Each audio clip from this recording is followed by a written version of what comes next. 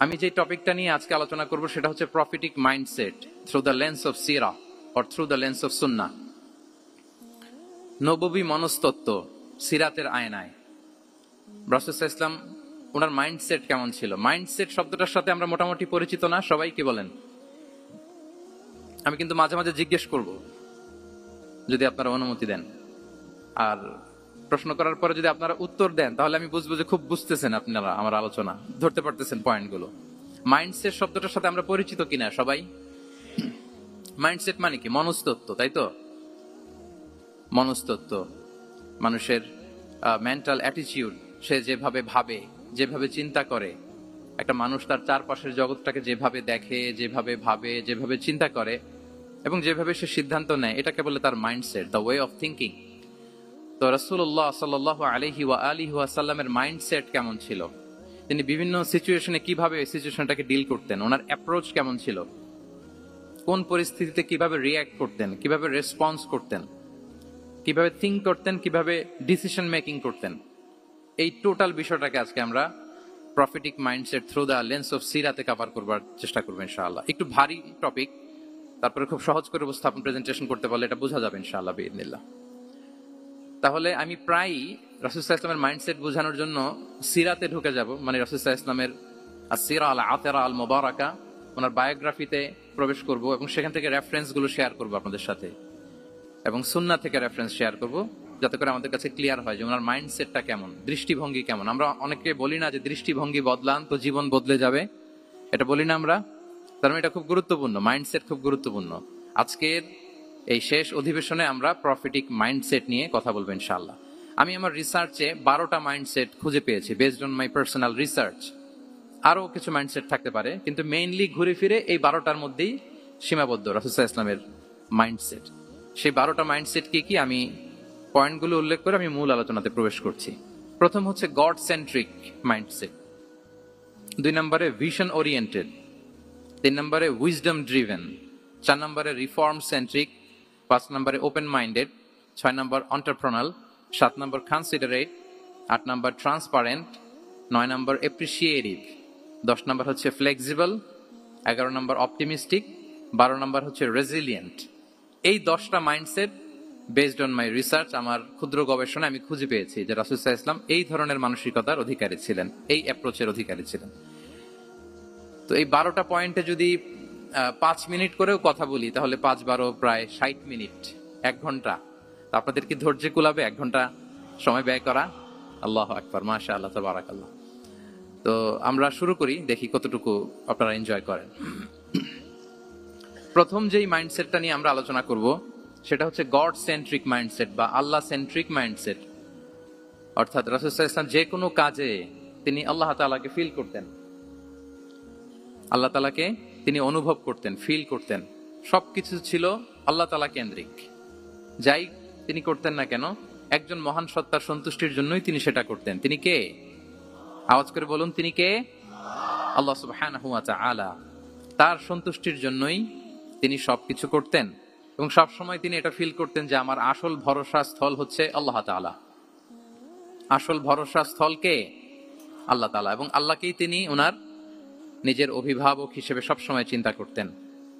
এবং তার দয়ার পরশেই যে আমরা বেঁচে আছি, তিনি যে আমাকে আগলে রেখেছেন, সার্বক্ষণিক এটাকে মনের মধ্যে ধারণ করা, সবসময় এই চিন্তাটা ভেতরে লালন করা, এটাকেই বলে গড সেন্ট্রিক মাইন্ডসেট বা আল্লাহ সেন্ট্রিক মাইন্ডসেট। এই মাইন্ডসেটের অধিকারী যদি আপনি হতে পারেন, আপনি একটা ডিভাইন পাওয়ার শিল্ডের ভেতরে থাকবেন, একটা ডিভাইন প্রোটেকশনে থাকবেন। চারিদিকে তুফান, ঝঞ্ঝা, ঝড়, অনেক কিছু, কোনো কিছু আপনাকে স্পর্শ করবে না, কারণ আপনার গড সেন্ট্রিক মাইন্ডসেট আছে। একটা মহা শক্তিধর সত্তার সাথে আপনার সংযোগায়ন আছে, কানেক্টিভিটি আছে। সো প্রথম মাইন্ডসেটটা হচ্ছে গড সেন্ট্রিক মাইন্ডসেট। রাসূল সাল্লাল্লাহু আলাইহি ওয়াসাল্লাম সবসময় সবকিছু আল্লাহ তাআলার সন্তুষ্টির জন্য করতেন এবং তিনি ভাবতেন আমার কেউ না থাক, আল্লাহ আছে।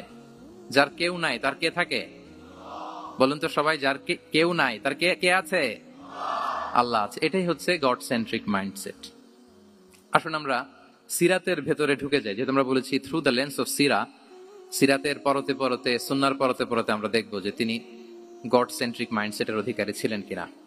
আল্লাহর হাবিব সাল্লাল্লাহু আলাইহি ওয়া আলিহি ওয়াসাল্লাম একবার একটা যুদ্ধ থেকে ফেরার পথে মরুভূমির মাঝখানে সেনাবাহিনীকে থামিয়ে বিশ্রামের ঘোষণা দিলেন যে তোমরা একটু বিশ্রাম নাও।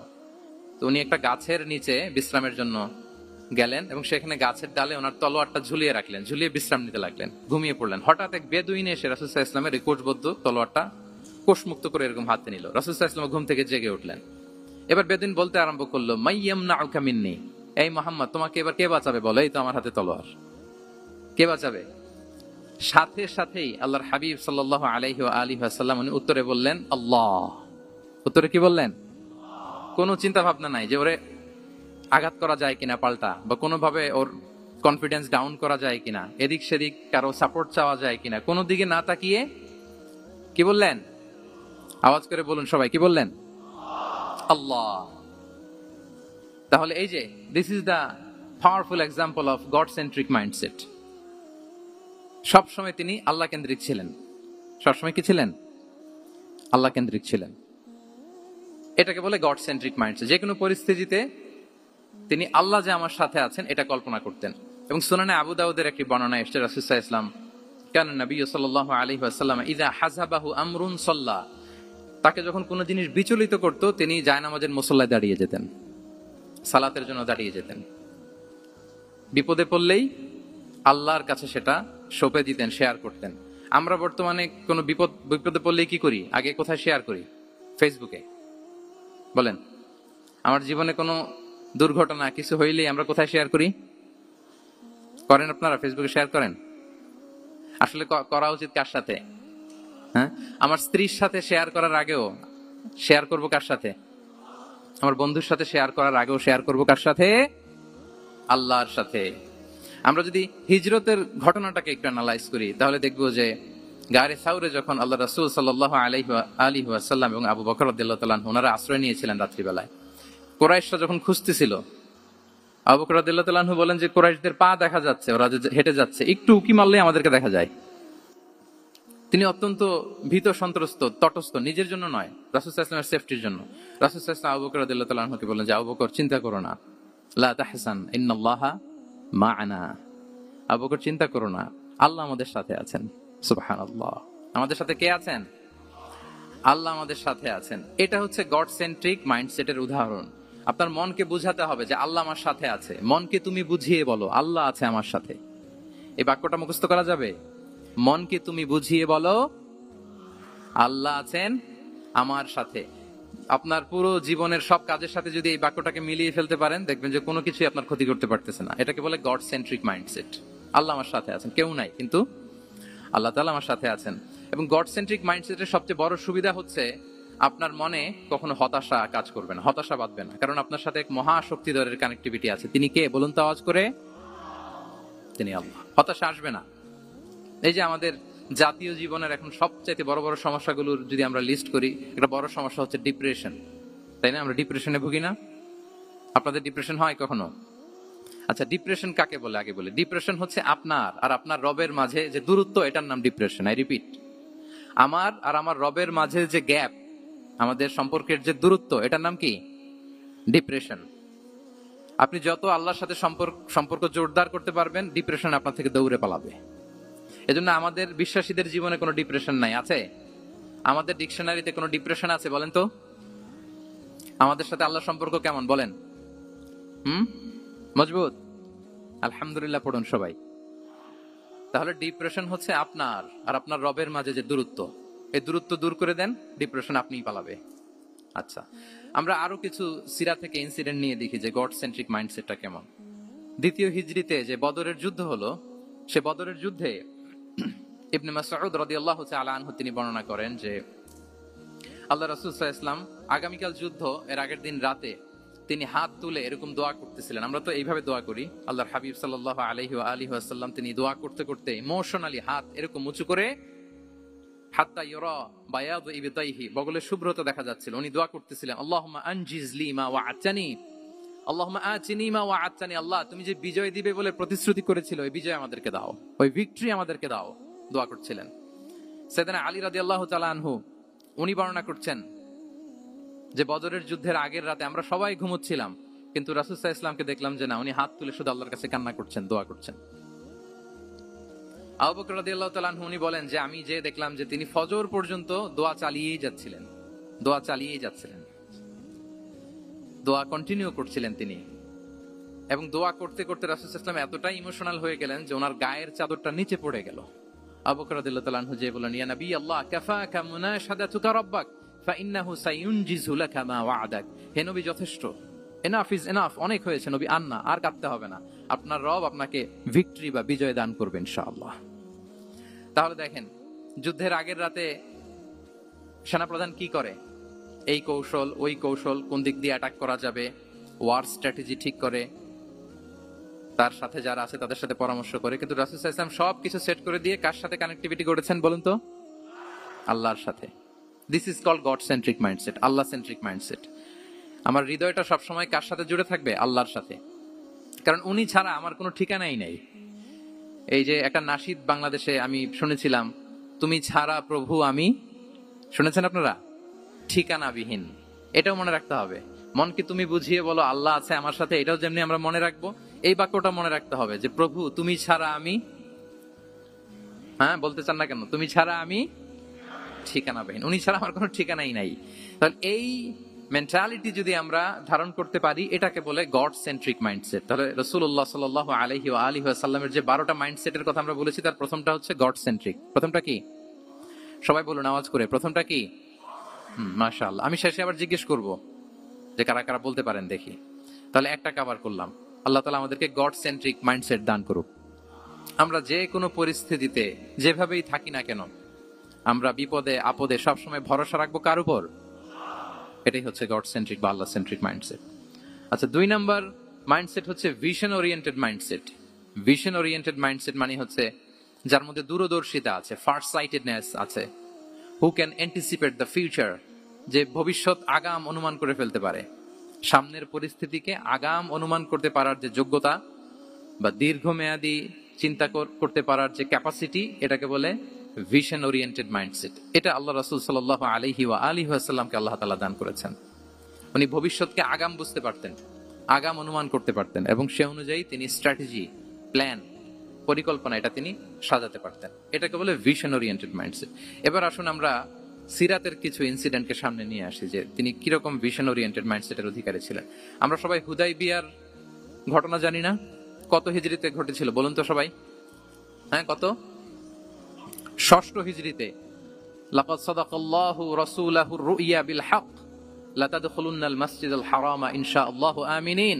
রাসূল সাল্লাল্লাহু আলাইহি ওয়াসাল্লাম 6ষ্ঠ হিজরিতে মদিনায় স্বপ্নে দেখলেন যে তিনি উমরা করতে যাচ্ছেন। তো নবীদের স্বপ্ন এটা কেবল স্বপ্ন নয়, এটা আল্লাহর পক্ষ থেকে ওয়াহি, রেভেলেশন, ওয়াহি।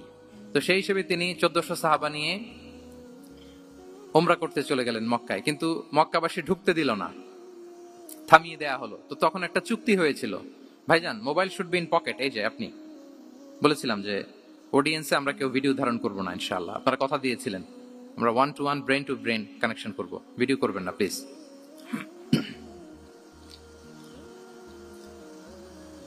তাহলে উমরা করতে গেলেন 1400 সাহাবী। 1400 সাহাবী যখন উমরা করতে গেলেন, উমরা করতে দেয়া হলো না। তখন একটা চুক্তি করা হলো। ওই চুক্তিতে বলা হলো, রাসূল সাল্লাল্লাহু আলাইহি ওয়াসাল্লাম লিখতে বললেন যে লিখো মিন মুহাম্মদ রাসূলুল্লাহ, আল্লাহর রাসূল মুহাম্মদের পক্ষ থেকে কুরাইশদের সাথে এই চুক্তি। কুরাইশরা আপত্তি করলো যে না, শুধু মুহাম্মদ লেখা যাবে, রাসূলুল্লাহ লেখা যাবে না। কারণ তুমি যে রাসূলুল্লাহ, আল্লাহর রাসূল, এটা যদি আমরা মেনে নেই তাহলে তোমার সাথে আর আমাদের দ্বন্দ্ব কিসের? আমরা তো ভাই ভাই হয়ে গেলাম। রাসূলুল্লাহ কাটো। সাহাবারা কেউ রাজি হয় না, বিশেষ করে ওমরে ফারুক রাদিয়াল্লাহু তাআলা, উনি রাজি হয় না, না না এটা কাটা যাবে না। রাসূল সাল্লাল্লাহু আলাইহি ওয়াসাল্লাম অনেক বলে কয়ে বুঝালেন যে না, দীর্ঘমেয়াদী চিন্তা করতে গেলে আমাদের এখন একটা শান্তি চুক্তির দরকার আছে, যাতে করে আমরা আমাদের গ্লোবাল নেভিগেশন সিস্টেম, দাওয়া সিস্টেমকে আরো স্ট্রং করতে পারি। অনেক বলে কয়ে রাসূলুল্লাহ কাটা হলো। এরপর তারা বলে চুক্তিতে লিখো যে এই বছর উমরা করতে দেয়া হবে না, এই বছর ফিরে যাবেন আপনারা সবাই। এটাও সাহাবারা রাজি হয় না, আল্লাহ রাসূল সাল্লাল্লাহু আলাইহি ওয়াসাল্লাম রাজি হলেন। আবার আরেকটা ক্লোজে লেখা হলো যে আগামী বছর আসলেও 3 দিনের বেশি থাকা যাবে না, সেটাও রাজি হয়ে গেল। রাসূল সাল্লাল্লাহু আলাইহি ওয়াসাল্লাম, সাহাবারা রাজি হচ্ছেন না। এরপর মক্কা থেকে কোনো লোক মদিনায় গেলে মদিনাবাসী তাকে রাখতে পারবে না, ফেরত দিতে হবে। কিন্তু মদিনা থেকে কোনো লোক মক্কায় আসলে মক্কাবাসী তাকে ফেরত দিতে বাধ্য থাকবে না। দেখেন, একটার পর একটা মুসলমানদের বিরুদ্ধে সব ক্লোজ যাচ্ছে। কোন সাহাবীরাই রাজি হচ্ছেন না, কিন্তু আল্লাহ রাসূল সাল্লাল্লাহু আলাইহি ওয়া আলিহি ওয়াসাল্লাম তিনি বললেন যে না, লিখো লিখো। উমর ফারুক রাদিয়াল্লাহু তাআলা আনহু এতটাই রাগান্বিত হলেন, তিনি প্রশ্ন করলেন, ইয়া রাসূলুল্লাহ আলাইসা আনতা নাবিয়্যুন হক, আপনি এই যে কম্প্রোমাইজের পর কম্প্রোমাইজ করে যাচ্ছেন, আপনি কি সত্য নবী নন, সত্য রাসূল নন? আলাসনা আলা দীনিন হক, আমরা কি সত্যের উপর প্রতিষ্ঠিত নই? আলাইসাল কুরআনু কিতাবুন হক, তো সব যদি সত্য হয় আপনি কেন এগুলো মানছেন? রাসূল সাল্লাল্লাহু আলাইহি ওয়াসাল্লাম বললেন যে ওমর, তুমি বাদশাহ না, মেনে নাও। মেনে নিলেন, এবং এই মেনে নেওয়াটাকে আল্লাহ ভিক্টরি বলে ঘোষণা দিলেন, বিজয় বলে। আল্লাহু আকবার। ইন্না ফাতাহনা লাকা ফাতহাম মুবিনা। এবং হুদাইবিয়ার এই সন্ধি থেকেই বেসিক্যালি মক্কা বিজয় ওইদিকে ত্বরান্বিত হয়েছে গতি প্রবাহটা। কারণ রাসূল সাল্লাল্লাহু আলাইহি ওয়াসাল্লাম অনেক দূর দেখেছেন, সাহাবারা সামনের কিছু বিষয়ে তারা খেয়াল করছেন, কিন্তু রাসূলুল্লাহ সাল্লাল্লাহু আলাইহি ওয়া আলিহি ওয়াসাল্লাম তিনি অনেক দূর দেখতে পাচ্ছেন। আচ্ছা বলেন, 3 তলার উপর থেকে একজন একটা ভিউ দেখতে পায়, আর 30 তলা উপর থেকে আরেকজন একটা কন্ডোমিনিয়ামের উপর থেকে একটা পানোরামিক ভিউ দেখতে পায়। দুইজনের ভিউ দেখা কি একরকম হয়? বলেন, একরকম হবে? কখনোই হবে না। তাহলে 30 তলার উপর থেকে যিনি দেখবে তিনি একটা পানোরামিক ভিউ দেখবে, দ্য টোটাল সিনারিও তার কাছে ক্রিস্টাল ক্লিয়ার হবে, যেটা সাহাবা রিদওয়ানুল্লাহি তাআলা আলাইহিম আজমাইন ওনাদের কাছে ক্লিয়ার ছিল না। এবং ঠিকই এই যে এটাতে বেশি দিন স্থায়ীও হয়নি, 6ষ্ঠ হিজরি থেকে 8ম হিজরি, মাত্র 3 বছরের ব্যবধানে রাসূল সাল্লাল্লাহু আলাইহি ওয়াসাল্লাম যত রিজিওনাল সুপার পাওয়ার ছিল, ওয়ার্ল্ড সুপার পাওয়ার ছিল, পার্সিয়ান এম্পায়ার, তারপর Roman empire, Byzantine empire, Egyptian empire, সব এম্পায়ারদের কাছে চিঠি পাঠিয়েছেন, সালামুন আলা মান ইত্তাবা আল হুদা আসলিম তাসলাম। এবং ইসলামের এক্সপান্ড হয়েছে, ওনার গ্লোবাল নেভিগেশন সিস্টেম উনি চালু করেছেন। এর কারণ কি? উনি ছিলেন ভিশন ওরিয়েন্টেড মাইন্ডসেটের অধিকারী, দূরদর্শী, অনেক দূর দেখতে পেতেন, অনেক দূর তিনি দেখতে পেতেন, দীর্ঘমেয়াদী তিনি পরিকল্পনা করতে পারতেন। এটা হচ্ছে ভিশন ওরিয়েন্টেড মাইন্ডসেট যারা হয় তাদের ক্যারেক্টারিস্টিক্স বা ফিচার। আরো একটা উদাহরণ দেই, আপনারা কি বলতে পারেন যে আবিসিনিয়াতে নবুয়তি কত সালে সাহাবারা হিজরতে গিয়েছিল? বলতে পারবেন কেউ? হ্যাঁ, নবুয়তি কত সালে? 5ম সালে। হ্যাঁ, নবুয়তি 5ম বছর ওনারা আবিসিনিয়াতে, বর্তমানে যেটা ইথিওপিয়া বা ইরিত্রিয়া, সেখানে সাহাবারা হিজরতে গিয়েছিলেন।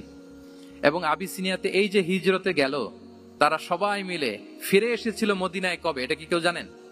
যদি কেউ জানেন হাত তুলে আওয়াজ করে একটু বলতে হবে, একটু ইন্টারেক্টিভ সেশন হোক দেখি। আবিসিনিয়ায় যারা হিজরতে গিয়েছিলেন সব শেষে দল বল সহ সবাই পার্মানেন্টলি মদিনায় শিফট করেছেন কবে? জি, আল্লাহু আকবার, মাশাআল্লাহ মাশাআল্লাহ। বসুন। খায়বার বিজয়ের দিন এসেছিলেন। আবিসিনিয়াতে যারা হিজরতে গিয়েছিলেন তারা মদিনায় ব্যাগ এন্ড ব্যাগেজ সবকিছু নিয়ে খায়বার বিজয়ের সময়, মানে 7ম হিজরিতে এসেছিলেন। তো রাসূল সাল্লাল্লাহু আলাইহি ওয়াসাল্লাম যখন মক্কা থেকে মদিনায় হিজরত করলেন, সব সাহাবারা মদিনায় চলে আসছেন। মদিনায় এখন একটা ইসলামিক সোসাইটি, ইসলামিক স্টেট। বদরের যুদ্ধে মুসলমানদের বিজয়, খন্দকে বিজয়, খন্দক তো 5মে। তারপরে ওনারা কেন আসে না বলেন তো? আসেনি।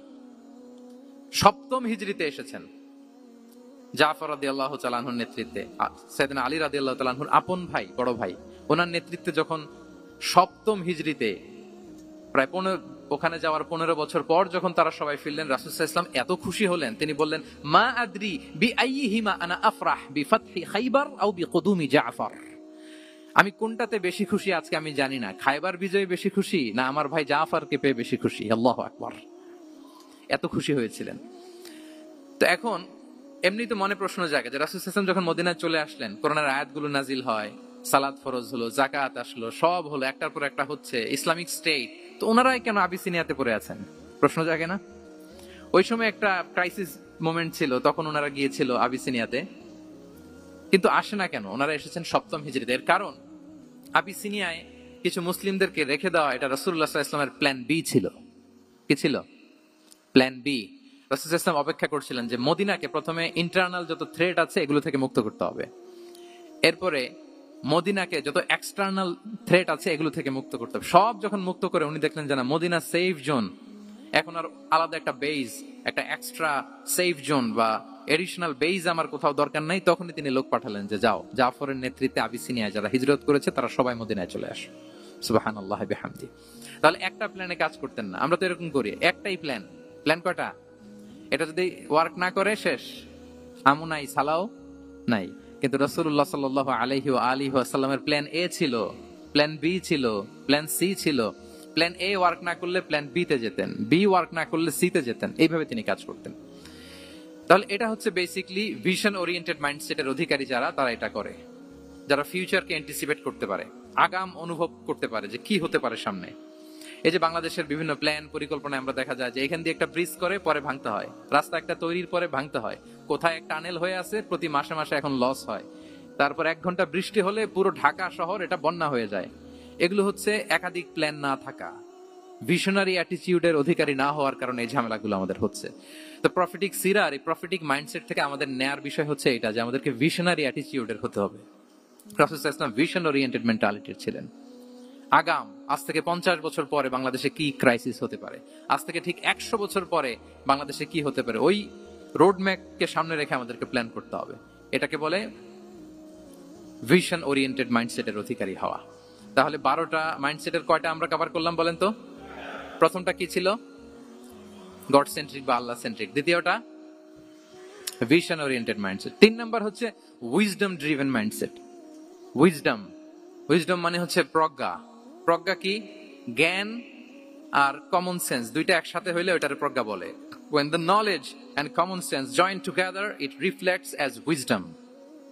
আপনার জ্ঞান এবং আপনার কমন সেন্স একসাথে হইলে ওইটা উইজডম হয়ে যায়। রাসূল সাল্লাল্লাহু আলাইহি ওয়াসাল্লাম ছিলেন প্রজ্ঞায় সমৃদ্ধ এক মননের অধিকারী। ওনার সব কিছুতেই প্রজ্ঞা ছিল, প্রজ্ঞা ছিল। উইজডম ইন গিভিং অ্যাডভাইস, উপদেশ দেওয়ার সময় ছিল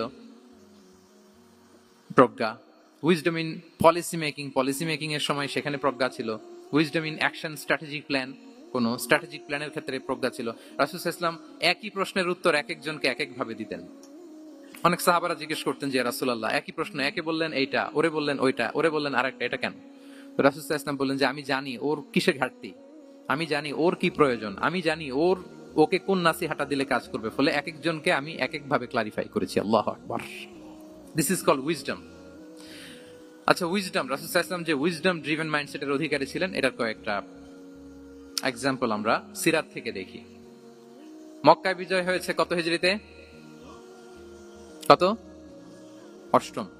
অষ্টম হিজরিতে যখন মক্কা বিজয় হলো, তখন রাসূল সাল্লাল্লাহু আলাইহি ওয়াসাল্লাম আম্মা জান আয়েশার সাথে গল্প করছিলেন আর বলছিলেন, আয়েশা, লাউলা হাদাসাতু আহদি কওমিকা বিল কুফরি লানাকাতুল কাবাতা ওয়ালা জাআলতুহা আলা আসাসি ইব্রাহিম। আয়েশা, তোমার এই মক্কাবাসী, তোমার এলাকার লোকজন যদি একটা কেওস সৃষ্টি না করতো, তাহলে কাবার যে আসল শেপ, আমি ওই আসল শেপে এটাকে ফেরত নিতাম, কিন্তু নিতে গেলে এখন একটা ঝামেলা বাঁধবে, এজন্য নিব না।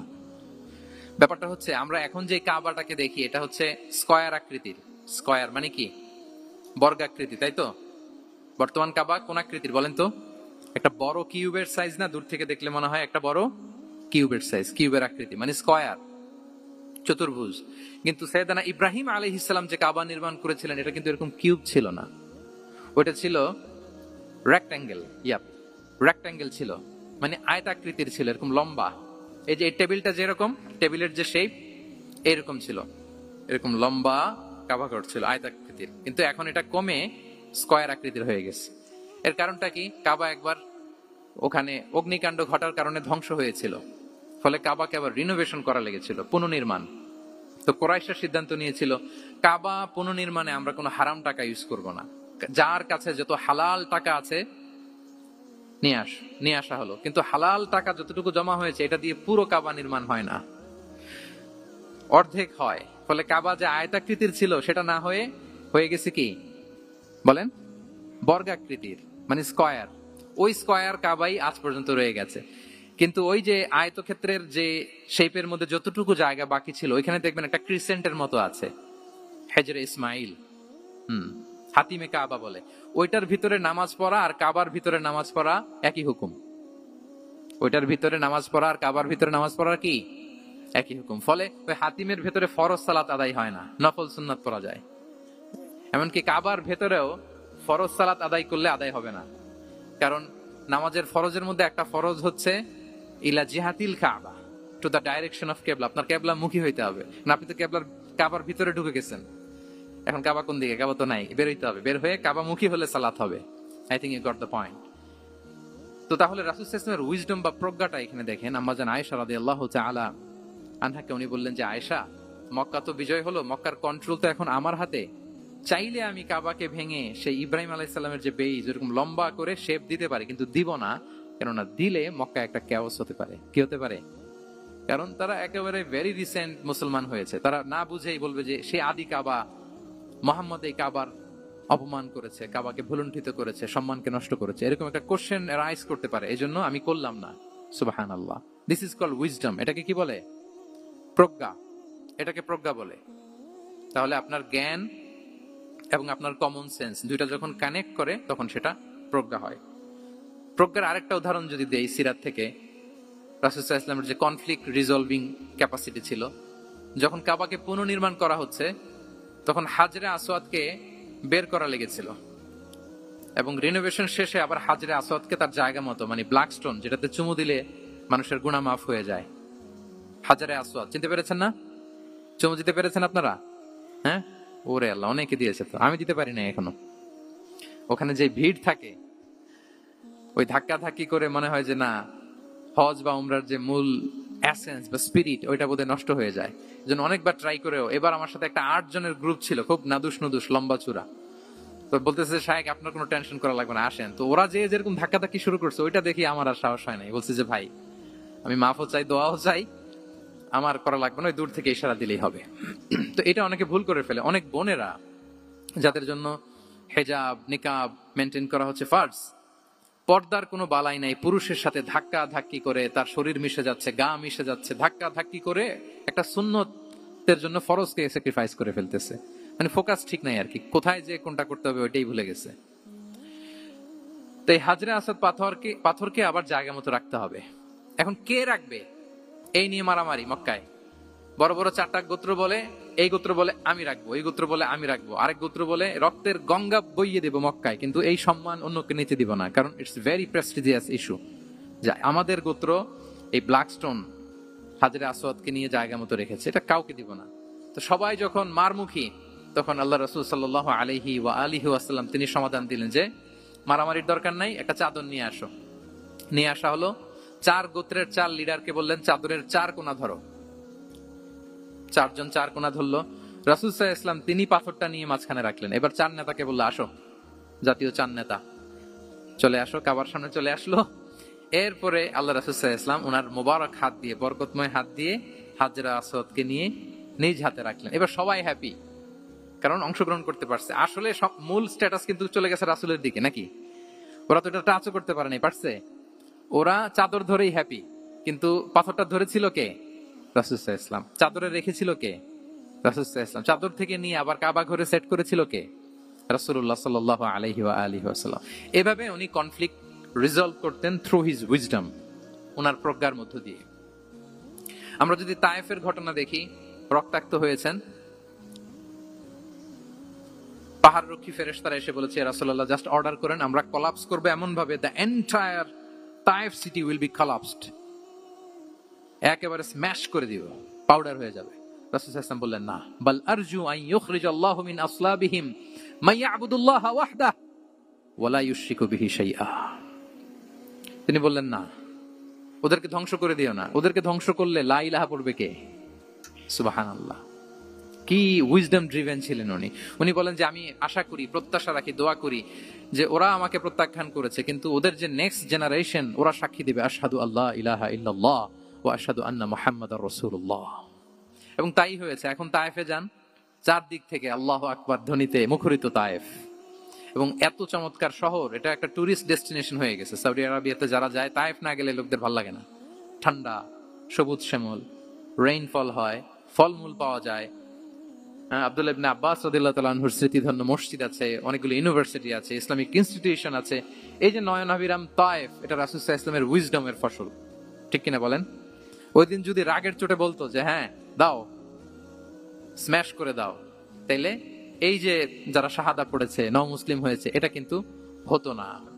তাহলে এটা হচ্ছে রাসূল সাল্লাল্লাহু আলাইহি ওয়াসাল্লামের প্রজ্ঞার একটা উদাহরণ। আর একটা উদাহরণে যাই। রাসূল সাল্লাল্লাহু আলাইহি ওয়াসাল্লাম যখন আকাবার দ্বিতীয় শপথ করে ফেললেন ইয়াসরিববাসীর সাথে, তখনও মদিনা হয়নি, তো তখন মদিনাবাসী বলল যে রাসূলুল্লাহ আপনি তো এখনো হিজরত করবেন না, তো আমাদেরকে কোরআন শিখাবে কে, সালাত শিখাবে কে? আপনি একজন দায়ী পাঠান, আমাদের সাথে একজন টিচার দেন। রাসূল সাল্লাল্লাহু আলাইহি ওয়াসাল্লাম তখনও মদিনাতে হিজরতে যাননি, আমাদের সাথে একজন দায়ী পাঠাবেন। রাসূল সাল্লাল্লাহু আলাইহি ওয়াসাল্লাম একজনকে দায়ী হিসেবে পাঠিয়েছিলেন। বলেন ওই দায়ীর নাম কি? কি নাম?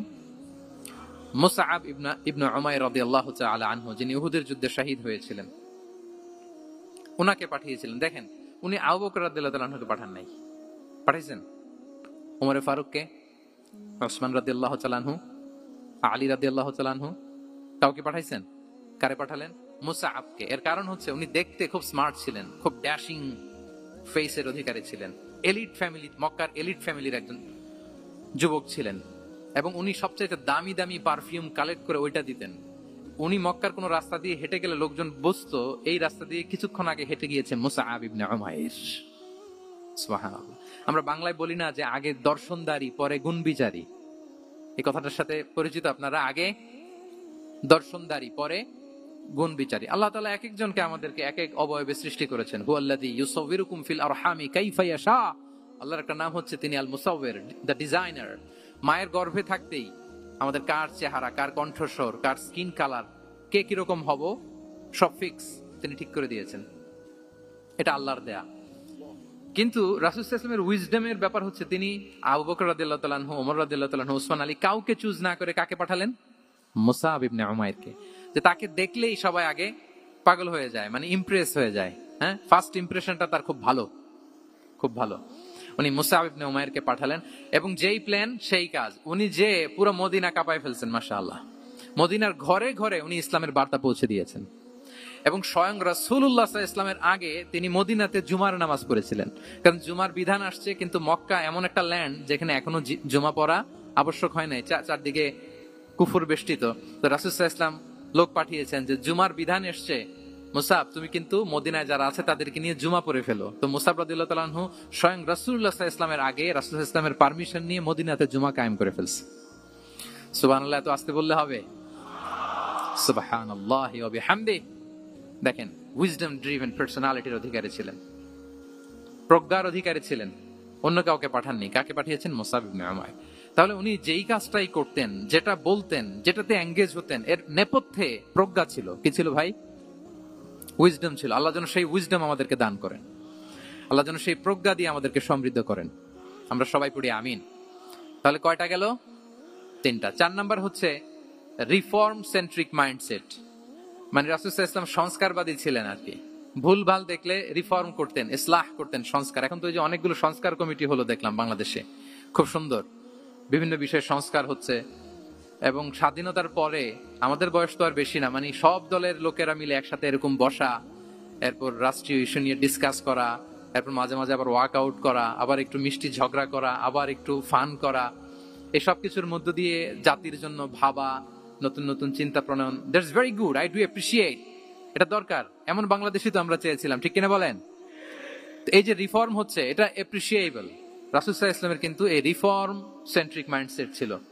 অন্যায় দেখলে, ভুলভাল দেখলে, অসঙ্গতি দেখলে, ইনকনসিস্টেন্সি দেখলে শুধরে দিতেন। শুদ্ধাচার অভিযান চালিয়েছেন মক্কাতেও মদিনাতেও, রিফর্ম করতেন। সব খারাপকে তিনি ভালো দিয়ে পরিবর্তন করে দিতেন। আসুন সিরাতের আয়নায়, থ্রু দ্য লেন্স অফ সিরা, আমরা দেখি কিভাবে পরিবর্তন করতেন। রাসূল সাল্লাল্লাহু আলাইহি ওয়াসাল্লামের একটা আদাত বা হ্যাবিট ছিল, তিনি কোনো ব্যক্তির বা কোনো স্থানের কোনো বাজে নাম বা খারাপ নাম দেখলে এটা ভালো নামে চেঞ্জ করে দিতেন। মক্কা থেকে মদিনায় হিজরতের আগে মদিনার নাম ছিল ইয়াসরিব। কি ছিল? ইয়াসরিব মানে হচ্ছে প্রতিশোধ বা নিন্দা বা ক্ষোভ বা ভর্ৎসনা, সবগুলোই খুব বাজে মিনিং ডিনোট করে। রাসূল সাল্লাল্লাহু আলাইহি ওয়াসাল্লাম বললেন, আমি যেই শহরে হিজরত করব এই শহরের নাম ক্ষোভ, এই শহরের নাম হিংসা, এটা হইতে পারে? বলেন। রাহমাতাল লিল আলামিন, mercy and peace for the entire universe করে যাকে আল্লাহ পাঠিয়েছেন, উনি যেই শহরে থাকবেন ওই শহরের নাম প্রতিশোধের শহর, এটা হবে? উনি শহরের নাম চেঞ্জ করে দিলেন। উনি শহরের নাম দিলেন মদিনাতুন নবী। কি দিলেন? মদিনাতুন নবী, অথবা তওবা তয়্যিবা, চেঞ্জ করে দিলেন, পরিবর্তন করে দিলেন।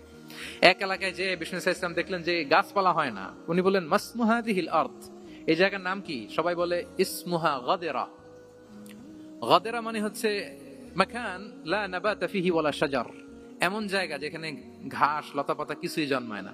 রাসূল সাল্লাল্লাহু আলাইহি ওয়াসাল্লাম বললেন, এই জন্যই তো ঘাস জন্মায় না, নাম তো রাখছো খুব বাজে একটা নাম। রাসূল সাল্লাল্লাহু আলাইহি ওয়াসাল্লাম বললেন, আজ থেকে এলাকার নাম গাদেরা নয়, এলাকার নাম আজকে থেকে খাদেরা।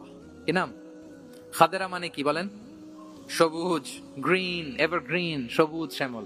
এবং রাসূল সাল্লাল্লাহু আলাইহি ওয়াসাল্লাম যখন গ্রিন ল্যান্ড নাম দিয়ে দিলেন, এরপর থেকে সবুজ শ্যামল করে আল্লাহ জায়গাটাকে বরকতময় করে দিলেন। Changing names. এক সুন্দরী নারীকে বললেন মাসমুকি, কি নাম? বলে আসিয়া। আসিয়া মানে অবাধ্য।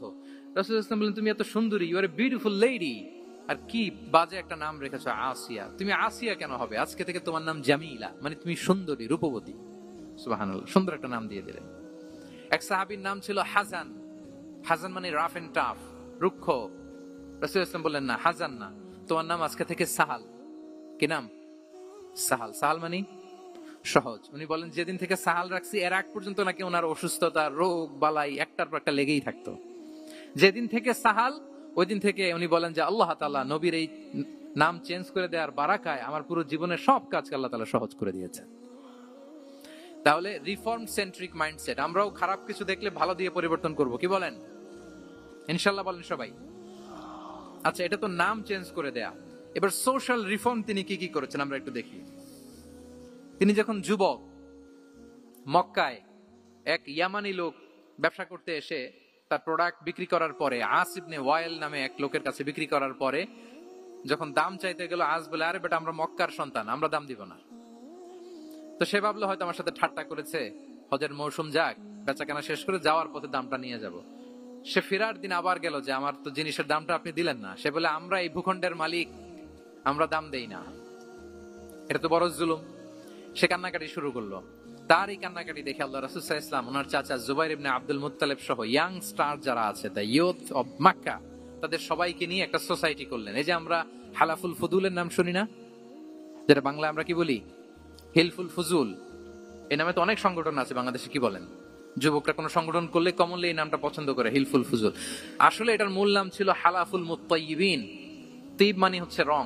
রাসূল সাল্লাল্লাহু আলাইহি ওয়াসাল্লাম সবাই মিলে, তখন জাহিলি যুগে একটা কালচার ছিল, বালতি ভর্তি রঙের ভেতরে হাত ঢুকিয়ে দিত, দিয়ে এই রং সমেত হাতটা তারা পাথরের মধ্যে লাগাতো, সবার হাত ওইখানে দিত, মানে আমরা হাতে হাত রেখে কমিটেড, আমরা ঐক্যবদ্ধ হলাম। সেখান থেকে হয়েছে হালাফুল মুত্তাইয়িবিন থেকে হালাফুল ফুদুল। ওনারা বলল যে না, আমরা সবাই থাকবো মাআল মাজলুমি দিদ্দা যালিম, আমরা মজলুমের পক্ষে থাকবো, জালিমের বিপক্ষে থাকবো।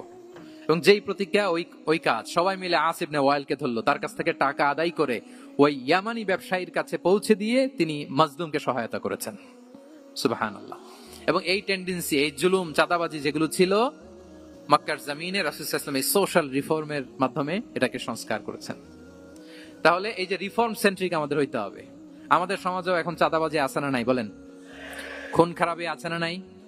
সামাজিক অনাচার। তাহলে ঐক্যবদ্ধ হইতে হবে আমাদেরকে রিফর্মের জন্য।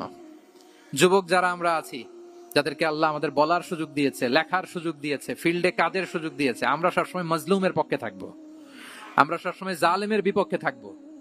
আমাদের নীরবতা আর আমাদের নিশ্চুপ থাকাই জালিমদেরকে আরো বড় বড় জালিম বানিয়েছে। এজন্য নাহনু মাআল মাজলুম দিদ্দা যালিম, এটা হচ্ছে আমাদের স্লোগান। আমরা কাদের সাথে? মজলুমের সাথে। আওয়াজ করে বলেন, কার সাথে? ইত্তাকু দাওয়াতাল মাজলুম। রাসূল সাল্লাল্লাহু আলাইহি ওয়াসাল্লাম বলেন তোমরা মাজলুমের কান্নাকে ভয় করো, কেননা মাজলুমের কান্না আর আল্লাহর মাঝে কোনো ফারাক থাকে না, কোনো পর্দা থাকে না, বদদুয়া করলেই কবুল হয়ে যায়। তাহলে এভাবে রাসূলুল্লাহ সাল্লাল্লাহু আলাইহি ওয়া আলিহি ওয়াসাল্লাম তিনি সোশ্যাল রিফর্ম করেছেন। আমরা যদি ওনার পলিটিক্যাল রিফর্মের দিকে তাকাই, তাহলে দেখব যে আমরা যদি কনস্টিটিউশন অফ মদিনার কথা বলি, মদিনার কনস্টিটিউশন, এটা কিন্তু রাসূল সাল্লাল্লাহু আলাইহি ওয়াসাল্লাম করেছেন। মদিনা চার্টার, এত চমৎকার চার্টার পৃথিবী আর দেখেনি। ওইটা থেকেই এখন সব গোটা বিশ্বের সংবিধান। এই যে আমাদের সংবিধান সংস্কার কমিশন আছে না একটা, নিশ্চয়ই তারা ওইটা থেকে অনেক বেনিফিটেড হতে পারবেন। আমাদের যে মদিনা চার্টার, রাসূল সাল্লাল্লাহু আলাইহি ওয়াসাল্লাম নিজে করা, এবং এটা একটা ইনক্লুসিভ চার্টার ছিল। মুসলিম, পেগানস, জুইশ, সব ধর্মের মানুষকে নিয়ে তিনি মদিনাতে ওয়ান উম্মাহ ঘোষণা দিয়েছিলেন। ওয়ান উম্মাহ, উই আর ওয়ান উম্মাহ।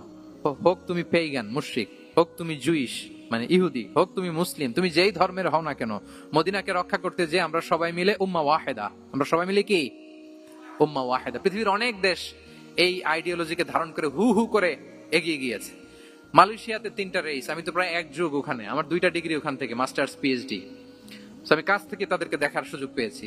ওখানে মালয়রা আছে, তামিলরা আছে, চাইনিজরা আছে, 3 জাতি মিলে ওদের স্লোগান হচ্ছে সাতু মালয়েশিয়া। মালয় ভাষায় সাতু মানে হচ্ছে ওয়ান, মালয় ভাষায় সাতু মানে কি ওয়ান। সাতু মালয়েশিয়া মানে আমরা হতে পারি চাইনিজ, হতে পারি তামিল, কিংবা হতে পারি মালাই ভূমিপুত্রা, কিন্তু সবাই মিলে দেশের সাথে আমরা সবাই কি এক। এটাই লাগবে আমাদের নতুন বাংলাদেশে। জুলাই আপরাইজিং এর পরে আমাদের এই ঐক্যবদ্ধ থাকার বাংলাদেশ আমরা চাই কি চাই না বলেন?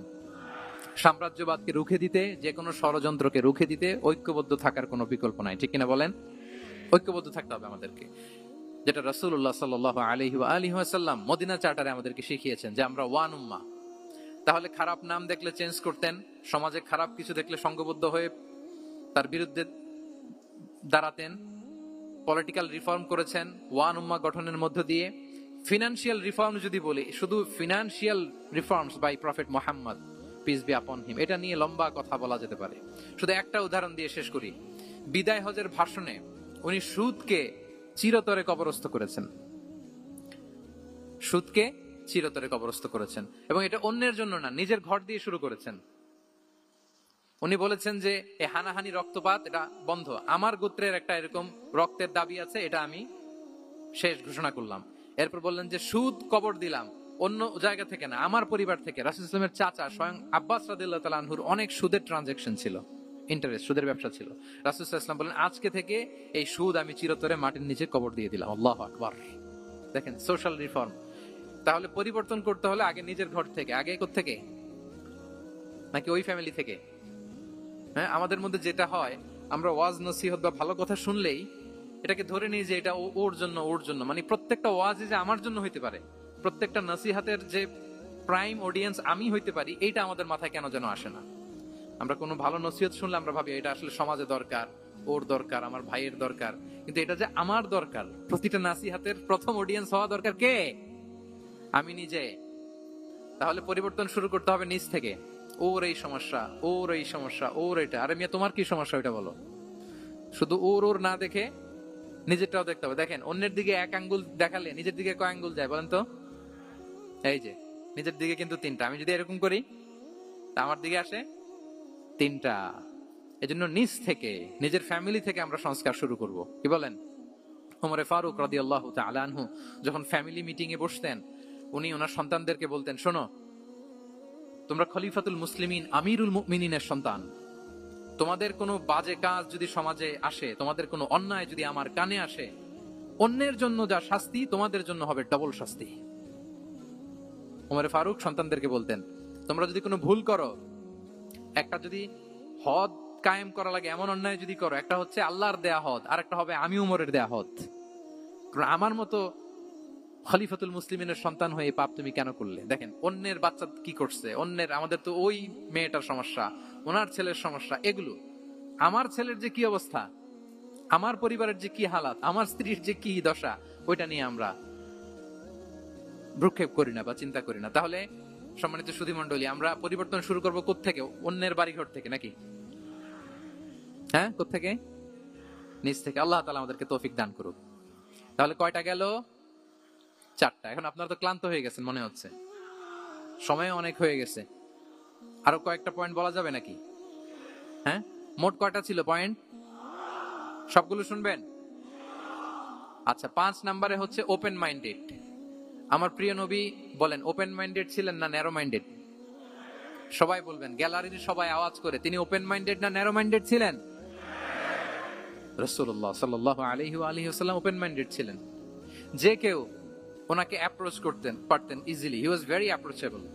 ছোট বড় আবাল বৃদ্ধ বনিতা ওনার সাথে কথা বলতে স্বাচ্ছন্দ্য বোধ করতো, ভয় পেত না। এজন্য সিরাতের পরতে পরতে দেখবেন এক শিশু এসে প্রশ্ন করে, নারী এসে প্রশ্ন করে, বৃদ্ধ এসে প্রশ্ন করে, বন্ধু এসে প্রশ্ন করে, শত্রু এসে কনভারসেশন করে, সবাই এসে ওনার সাথে কথা বলতে পারতো। সুবহানাল্লাহ। এবং এগুলো উনি অ্যাকোমোডেট করতে পারতেন। কি করতে পারতেন?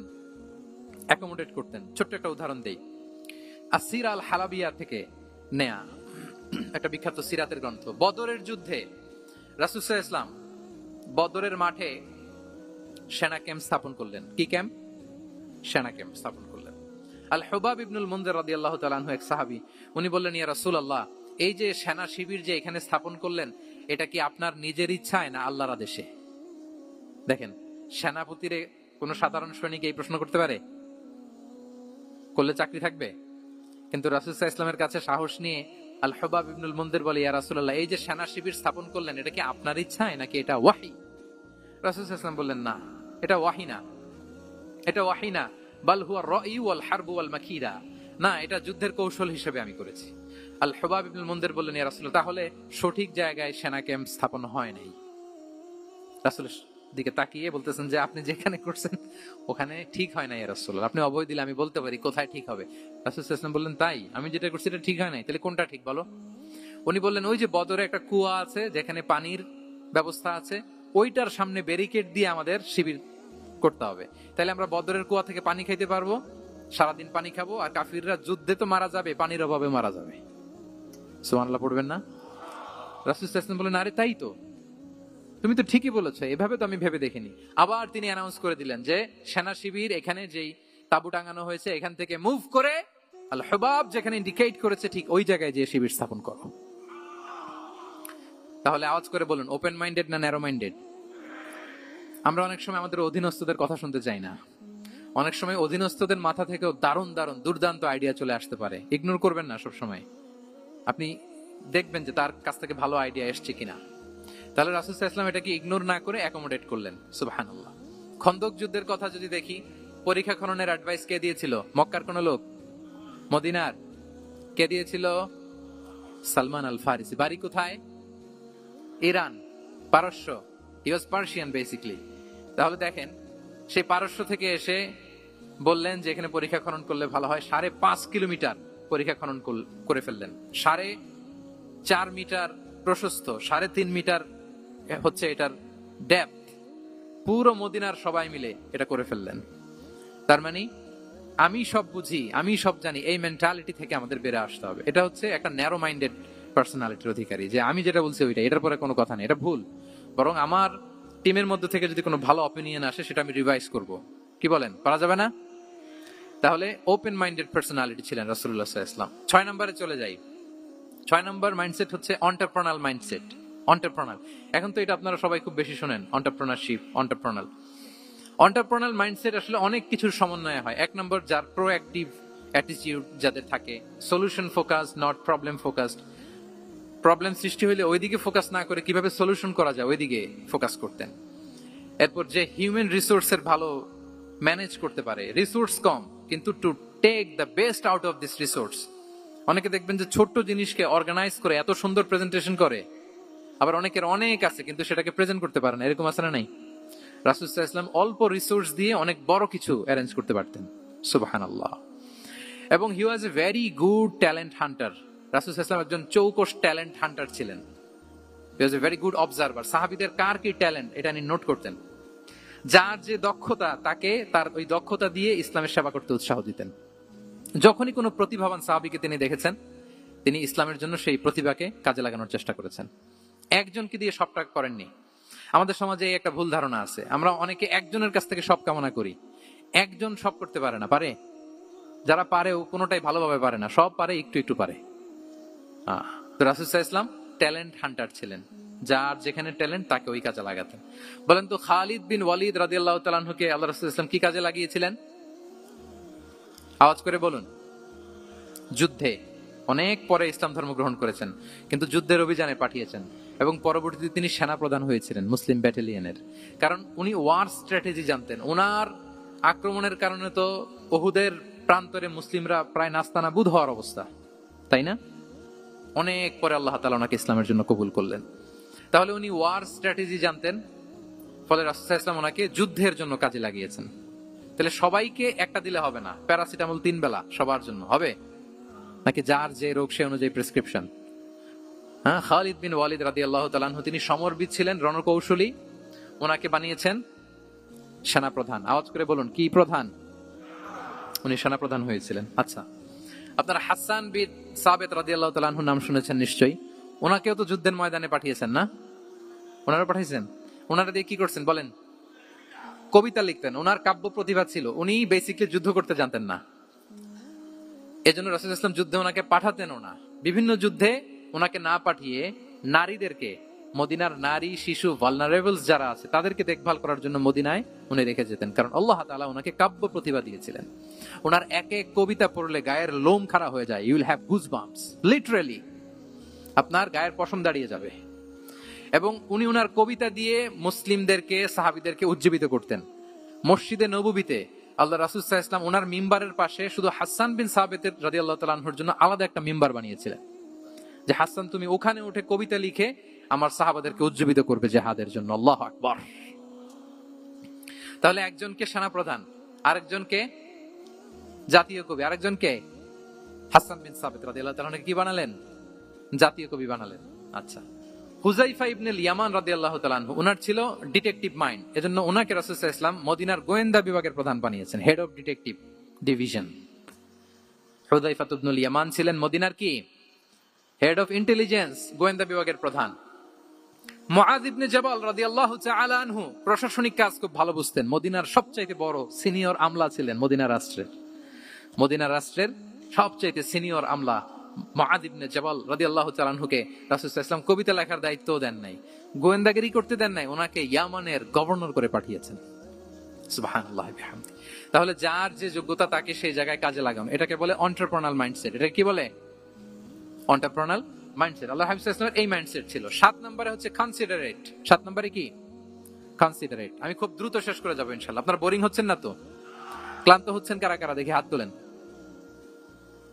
আচ্ছা, তাহলে একটা তাকবীর পড়ুন আওয়াজ করে, আল্লাহু আকবার।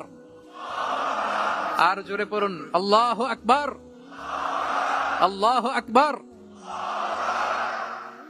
মাশাআল্লাহ, এই তো ক্লান্তি টান্তি চলে গেছে না? এবার ঘুমটুম ঝিমুনি যেটা আসছে চলে গেছে আলহামদুলিল্লাহ। 7 নাম্বার মাইন্ডসেট হচ্ছে কনসিডারেট মাইন্ডসেট। কনসিডারেট মানে হচ্ছে সুবিবেচক, যার বিবেচনা আছে, অথবা যে অন্যের প্রতি সহানুভূতিশীল, উচ্চ বিবেকবোধ সম্পন্ন ব্যক্তিত্ব। রাসূল সাল্লাল্লাহু আলাইহি ওয়াসাল্লাম he was the man of 6 senses. ওনার 6টা সেন্স কাজ করতে একসাথে। কয়টা? আমাদের করে কয়টা? 5টা তো আল্লাহ দিছে, অনেকে 3টাও কাজ করে না। কোন দিক দিয়ে কি হচ্ছে? দিন দুনিয়ায় নাই, সে একেবারে অন্য জগতের মানুষ। কি হচ্ছে চোখ কান খোলা নাই, কিছু জানা নাই। কিন্তু রাসূল সাল্লাল্লাহু আলাইহি ওয়াসাল্লাম he was man of 6 senses. চারদিকে কোথায় কি হচ্ছে, কার একটু অসুবিধা হয়ে যাচ্ছে, কার একটু সমস্যা, খুব অন্যের ব্যথায় ব্যথিত ছিলেন, অন্যের দুঃখে দুঃখী ছিলেন, অন্যের প্রতি সহানুভূতি ছিলেন, ম্যান অফ 6 সেন্সেস ছিলেন তিনি। সিরাত থেকে 2-একটা উদাহরণ দেখেন। একবার রাতের নামাজ, সম্ভবত এশার নামাজ, খুব ছোট্ট করে শেষ করে দিলেন। তো সাহাবারা জিজ্ঞেস করলেন, ইয়া রাসূলুল্লাহ, নামাজ তো এত তাড়াহুড়ো করতে আপনাকে কখনো দেখিনি। তিনি বললেন, আমি নামাজের মাঝখানে এক ছোট্ট বাচ্চার কান্না শুনেছি। আনাস রাদিয়াল্লাহু বর্ণনা করেন যে কানা রাসূল সাল্লাল্লাহু আলাইহি ওয়াসাল্লাম ইয়াসমাউ বুকা আস-সাবিয়্যি মা উম্মি। আমি যখন নামাজে ইমামতি করছি, পেছনে মহিলাদের কাতারের ওখান থেকে একটা ছোট্ট শিশুর কান্নার আওয়াজ আমার কানে আসলো। দেখেন কি সেন্স। তো আমার মনে হচ্ছিল বাচ্চার কান্নায় পেছনের কাতারে মায়ের বড্ড কষ্ট হচ্ছে, যে মাটা বাচ্চাটাকে নিয়ে এসছে উইমেন প্রেয়ার হলে, তাকে বাচ্চাটাকে ম্যানেজ করতে বা সামলাতে মায়ের বড্ড কষ্ট হয়ে যাচ্ছে আমার মনে হচ্ছে। এজন্য আমি নামাজটা একটু শর্টকাটে শেষ করে দিয়েছি। Could you imagine that? কি নবী আমরা পেয়েছি, কিরকম কনসিডারেট ছিলেন, কতটা সুবিবেচক ছিলেন, অন্যের প্রতি কতটা সহানুভূতিশীল ছিলেন তিনি, অন্যের যাতে কোনো সমস্যা না হয় এটা খেয়াল করতেন। মুআয ইবনে জাবাল রাদিয়াল্লাহু তাআলা আনহুকে মদিনার পাশেই এক মসজিদের ইমাম করে পাঠালেন। উনি ইমামতির দায়িত্ব পেয়ে একবার মাগরিবের নামাজে সূরা বাকারা তেলাওয়াত শুরু করলেন। কোরআনের সবচাইতে ছোট সূরা, তাই না? সূরাতুল বাকারা, হ্যাঁ, সবচেয়ে ছোট সূরা।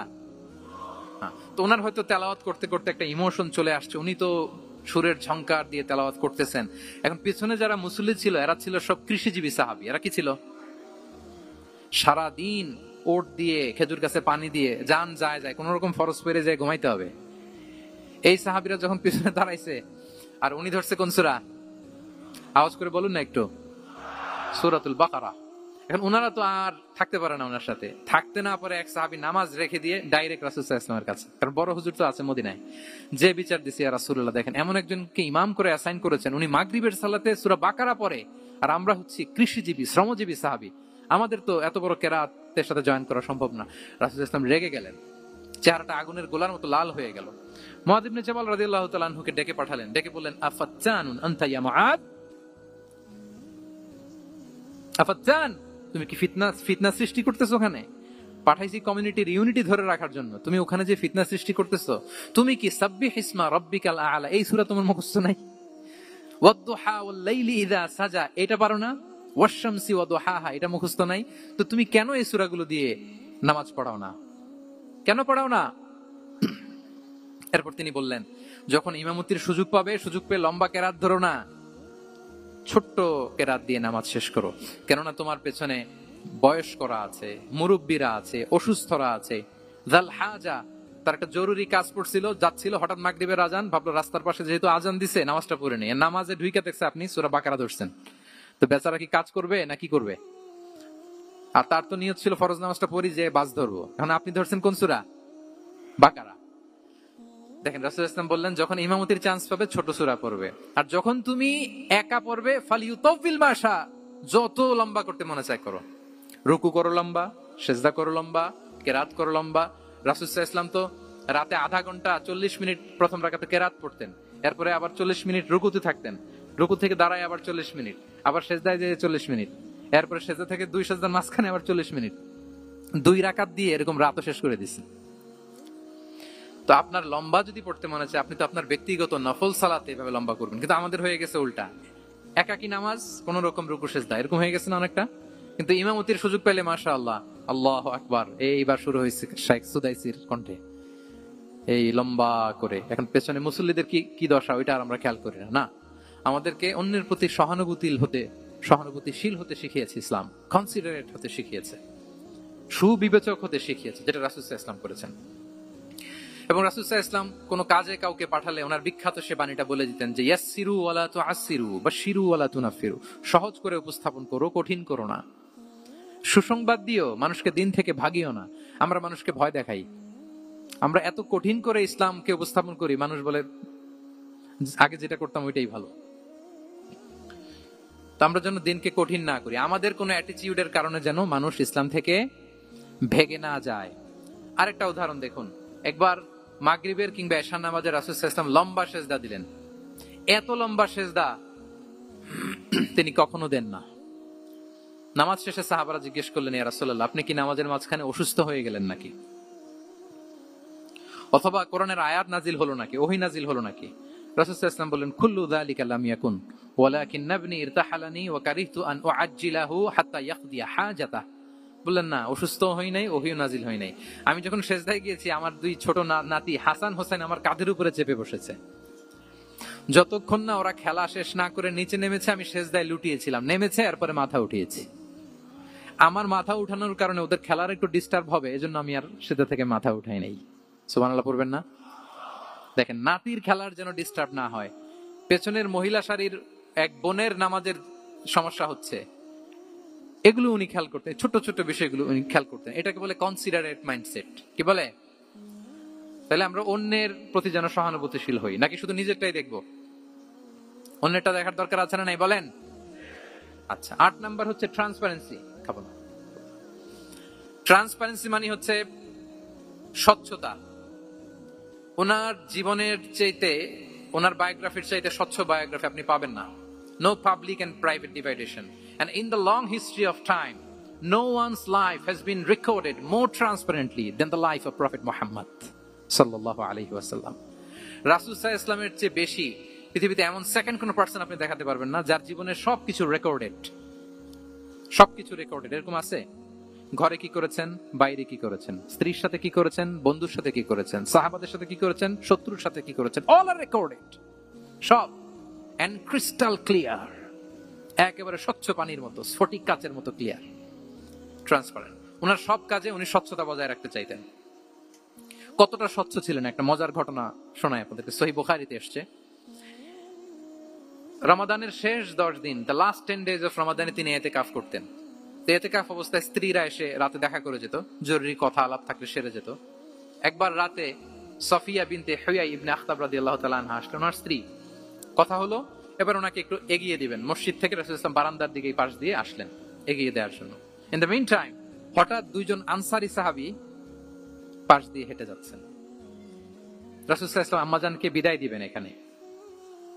হঠাৎ করে তিনি আওয়াজ করে বললেন, আলা রিসলিকুমা, এই দাঁড়াও। ওই সাহাবী 2 জন রাসূল সাল্লাল্লাহু আলাইহি ওয়াসাল্লামের সাথে কে এটা টের পায় নাই, বুঝতে পারে নাই। বোরকায় আবৃত কোন এক নারী দেখে, রাসূল আর ওই নারীকে দেখে তারা আরো দ্রুত গতিতে হাঁটতে শুরু করে দিয়েছে, আমরা চলে যাই এখান থেকে। দেখেন রাসূল ইসলাম নিজের অবস্থানকে ট্রান্সপারেন্ট করার জন্য বললেন আলা রিসলিকুমা, দাঁড়ালেন। তখন রাসূল সাল্লাল্লাহু আলাইহি ওয়াসাল্লাম বললেন যে ইন্নাহা উম্মুকুম সফিয়া, আমার পাশে যাকে দেখতে পাচ্ছ বলে দেয়া ভালো যে সে কিন্তু অন্য কোনো নারী নয়, সে তোমাদের মা উম্মুল মুমিনিন সফিয়া।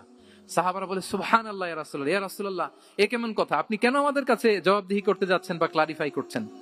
আপনার পাশে কোনো নারী এত রাতে যদি দাঁড়িয়ে থাকে, তিনি তো আমাদের মাদের মধ্যে থেকেই তো একজন হবেন, কেন আপনি বলতেছেন? তখন রাসূল সাল্লাল্লাহু আলাইহি ওয়াসাল্লাম বললেন যে না, ইন্না শাইতানা ইয়াজরি মিনাল ইনসানি মাজরাদ দাম, শয়তান মানুষের রগে রগে চলাচল করে। ওয়া ইন্নী খাশিতু আইয়ুকযিফা ফি কুলুবিকুমা শাররান, আরেক বর্ণনায় আছে শাইআন, আমার ভয় হয় হয়তো শয়তান কোনো সন্দেহের উদ্রেক তোমাদের হৃদয়ে ঢুকায় দিতে পারে।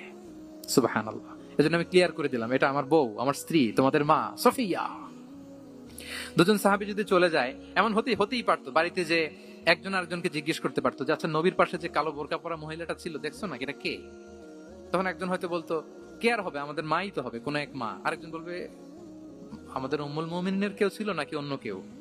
এরকম একটা হুট করে সন্দেহের উদ্রেক মাথায় আসতে পারে না যে ওনার স্ত্রী ছিল না অন্য কেউ ছিল? আসতে পারে কি পারে না বলেন? ওই সন্দেহের অবকাশটুকু রাসূল সাল্লাল্লাহু আলাইহি ওয়াসাল্লাম রাখেন নাই। উনি বলে দিলেন যে এটা তোমাদের মা, এটা সফিয়া। এই সন্দেহের অবকাশের কোনো সুযোগ নাই। তাহলে রাসূল সাল্লাল্লাহু আলাইহি ওয়াসাল্লামের পুরো লাইফ ছিল ট্রান্সপারেন্ট, একেবারে স্বচ্ছ। আমি অনেক পয়েন্টস নিয়ে এসেছি, এটা 2-3 ঘন্টার আলোচনায় চলে যাবে। আমি প্রত্যেকটা পয়েন্টে একটা বা দুইটা ঘটনা দিয়ে শেষ করতেছি। তাহলে রাসূল সাল্লাল্লাহু আলাইহি ওয়াসাল্লামের লাইফ তিনি কত স্বচ্ছতার সাথে কাটিয়েছেন, এটা ক্লিয়ার না আমাদের সাথে? Transparent mindset. 9 নাম্বার হচ্ছে অ্যাপ্রিশিয়েটিভ। 9 নাম্বার কি? অর্থাৎ অন্যের প্রশংসা করা। আমরা অনেক সময় অন্য কেউ ভালো কাজ করলে অ্যাপ্রিশিয়েট করতে চাই না। আমরা গুণমুগ্ধ হই কিন্তু গুণগ্রাহী হতে চাই না। অন্যরে ক্রেডিট দিতে চাই না, তার ভালো কাজের স্বীকৃতি দিতে চাই না। হয়তো আমার দলের লোক না, বা আমার চিন্তার লোক না, বা আমার সার্কেলের লোক না, তার প্রশংসা করতে চাই না, তার গুণগ্রাহী হতে চাই না। এরকম মেন্টালিটি আমরা অনেকে ক্যারি করি না? রাসূল সাল্লাল্লাহু আলাইহি ওয়াসাল্লাম এটা করেননি।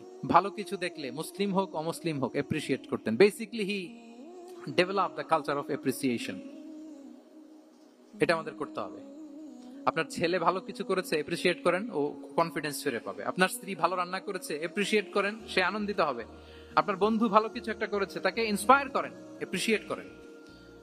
রাসূল সাল্লাল্লাহু আলাইহি ওয়াসাল্লাম একবার এক বৈঠকে 8 জন সাহাবীকে 8টা কমপ্লিমেন্ট দিয়েছেন, 8টা এপ্রিসিয়েশন দিয়েছেন। তিনি বলেছেন আরহামু উম্মতি বি উম্মতি আবু বকর।